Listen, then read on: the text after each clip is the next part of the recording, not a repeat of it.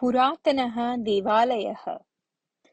पूर्वं दण्डकारण्ये रक्तपिपासु नामकः राक्षसः आसीत्। यदा बुभुक्षा भवति स्म तदा सः पशून् मारयित्वा खादति स्म। तथापि नरमांसं तस्य प्रियम् आसीत्। अतः तस्मिन् प्रदेशे जनाः एव न सञ्चरन्ति स्म। कदाचित् तत्र मानवाः आगच्छन्ति चेत् भयङ्करम् आक्रोशं कुर्वन् सः तान् गृहीत्वा खादति स्म। अनन्तरम् आदिनं सुखेन निद्रां करोति स्म च। तस्मिन् अरण्ये कश्चित् पुरातनः देवालयः आसीत्। तस्मिन् सूर्याक्षी नामिका देवता आसीत्। तस्याः आश्रमं सम्प्रार्थ्य ये भक्ताः आगच्छन्ति स्म तेषां भक्तानाम् इच्छां पूरयति स्म सा देवता। एकदा तस्मिन् राज्ये महत् भूकम्पनं प्रवृत्तम्। अतः राज्यस्य अधिकांशभागाः नष्टाः अभवन्। केचन जनाः अन्यत् राज्यं गतवन्तः, परन्तु सूर्याक्षी देवालयस्य कापि हानिः न जाता आसीत्। गच्छता कालेन तस्य राज्यस्य बहुभागाः महारण्यत्वेन परिवृत्ताः अभवन्। एतस्मिन् अरण्ये एव रक्तपिपासुः निवसति स्म। एकदा रात्रौ महत्या बुभुक्षया पीडितः सः गुहायाः बहिः आगतवान्। सर्वत्र प्राणिनाम् अन्वेषणं कर्तुम् उद्युक्तः अभवत् च। तस्मिन् दिने पूर्णिमा आसीत्। तदा सूर्याक्षी देवालयात् बहिः आगत्य कौमुद्यां सञ्चरन्ती आसीत्। दूरतः तां दृष्टवान् राक्षसः उच्चैः आक्रोशं कुर्वन् सूर्याक्ष्याः समीपम् आगतवान्। तस्य आगमनात् पूर्वम् एव देवता तम् अग्रदृष्ट्या पश्यन्ती, भोः राक्षसाधम, अहं का इति अज्ञात्वा भवान् मां भक्षयितुम् उद्युक्तः अस्ति खलु? स्मरतु, अहम् अस्मि सूर्याक्षी देवता इति उक्तवती।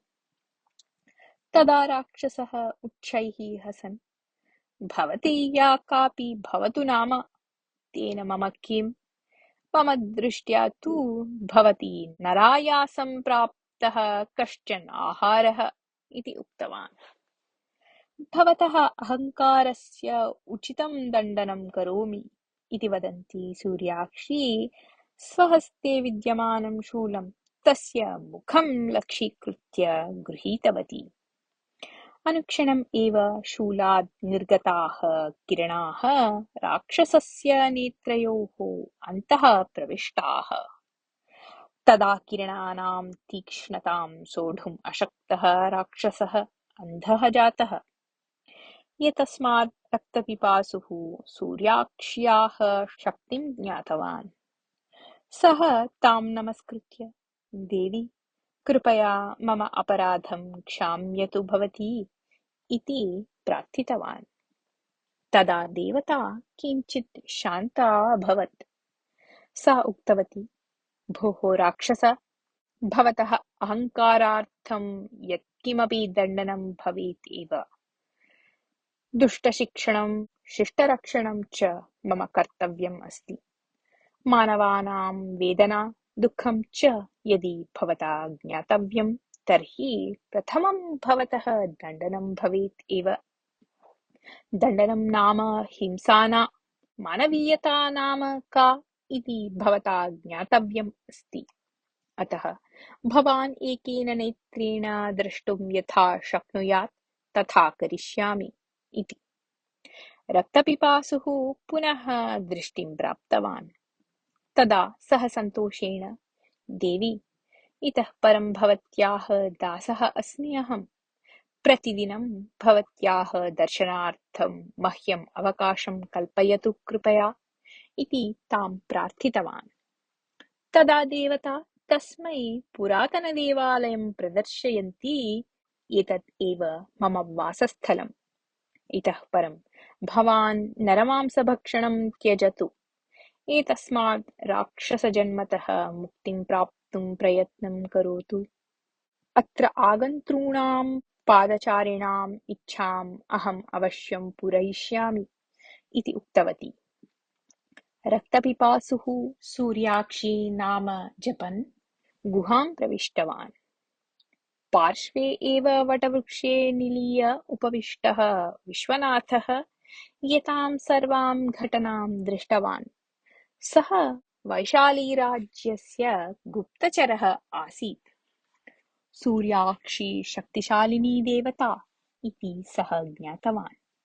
अनन्तरं सः वृक्षतः अवतीर्य पुरातनदेवालयं गत्वा, अम्ब, अहं प्रवृत्तं सर्वं दृष्टवान्। मम पुत्रः मूकः अस्ति। एतावत्पर्यन्तं वैद्यैः कृतया चिकित्सया किमपि प्रयोजनं न जातम्। कृपया मम पुत्रं सम्भाषणार्थं करोतु इति सम्प्रार्थ्य ततः गतवान्। पुनः किञ्चित् समयानन्तरं वीरबाहुनामकः कश्चित् यात्रिकः पार्श्वस्थगुल्मतः बहिः आगतवान्। सः उदयपुरराज्यीयः आसीत्। सः अपि प्रवृत्तं सर्वं दृष्टवान् आसीत्। तथापि सः राक्षसात् भीतिम् अनुभवन् एव सर्वत्र पश्यन् मन्दं देवालयसमीपं गत्वा, हे जगदीश्वरि, बहुभ्यः वर्षेभ्यः मम सन्तानः नास्ति।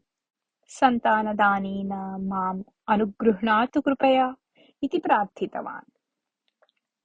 केषाञ्चित् दिनानाम् अनन्तरं विश्वनाथः वीरबाहुः च स्वग्रामं प्राप्तवन्तौ। तत्र विश्वनाथस्य पुत्रः सम्भाषणं कर्तुं समर्थः आसीत्। एतस्मात् सन्तुष्टः विश्वनाथः राजधानीं गत्वा महाराजं चन्द्रकान्तं प्रवृत्तं सर्वं विस्तरेण निवेदितवान्। महाराज, भवान् तस्य पुरातनदेवालयस्य उद्धारं कारयित्वा तस्याः देवतायाः दर्शनार्थं प्रजानां कृते अवकाशं कल्पयतु। तदा भवतः कीर्तिः अपि सर्वत्र प्रसृता भविष्यति इति विश्वनाथः महाराजम् उक्तवान्। तस्मिन् समये एव उदयपुरं प्राप्तवान् वीरबाहुः स्वपत्नी गर्भवती इति वार्तां ज्ञात्वा अतीव सन्तुष्टः। सः अपि स्वदेशस्य राजानं सूर्यकेतुं सूचितवान् यत् जीर्णस्य सूर्याक्षीदेवालयस्य उद्धारः करणीयः इति। राजा चन्द्रकान्तः, राजा सूर्यकेतुः च स्वसैन्येन सह सूर्याक्षीदेवालयं प्रति प्रस्थितवन्तौ। यावत् चन्द्रकान्तः देवालयं प्राप्य पूजां कृत्वा देवालयतः बहिः आगतवान्, तावता सूर्यकेतुः अपि देवालयं प्राप्तवान्। उभौ अपि परस्परदर्शनात् एव वस्तुस्थितिम् अवगतवन्तौ। क्षणकालस्य अनन्तरं चन्द्रकान्तः, सूर्यकेतो, एतत् स्थलं वैशालीराज्यस्य सीमायाम् अस्ति। अतः वयम् एव सूर्याक्षीदेवतायाः निमित्तं नूतनदेवालयस्य निर्माणं करिष्यामः इति सङ्कल्पितवन्तः स्मः इति सूर्यकेतुम् उक्तवान्। तदा सूर्यकेतुः हसन्, चन्द्रकान्त, भवान् अन्यथा चिन्तितवान् स्यात्। एतत् अरण्यम् उदयपुरराज्यस्य सीमायाम् अस्ति। अतः वयम् एव अत्र अपूर्वस्य देवालयस्य निर्माणं करिष्यामः इति चन्द्रकान्तम् उक्तवान्। एवम् उभयोर्मध्ये परस्परविवादः उत्पन्नः। किञ्चित् समयानन्तरम् उभौ अपि युद्धार्थम् अपि सिद्धौ सन्तौ सैनिकान् सज्जीकृतवन्तौ। तस्मिन् समये एव राक्षसः रक्तपिपासुः तेन मार्गेण आगतवान्। सः कोपेन तीक्ष्णदृष्ट्या च तान् सर्वान् पश्यन्, अयि भोः मूर्खाः, युद्धे रक्तपातः भवति एव।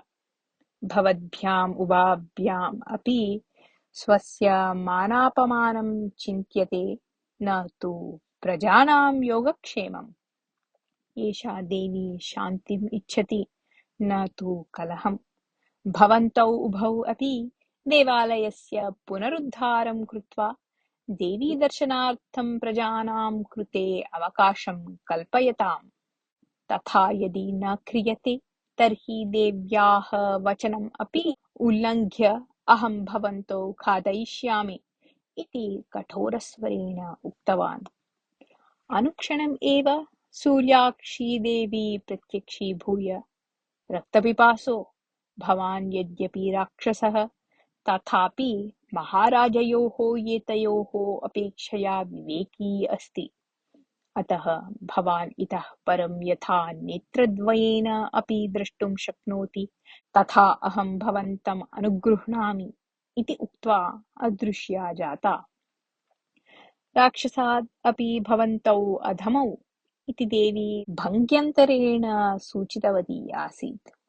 तस्याः तत् वचनं श्रुत्वा चन्द्रकान्तः सूर्यकेतुः च नितरां लज्जितौ जातौ।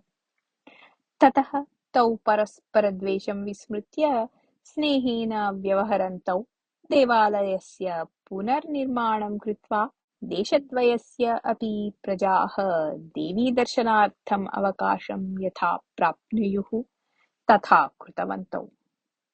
कथा समाप्ता।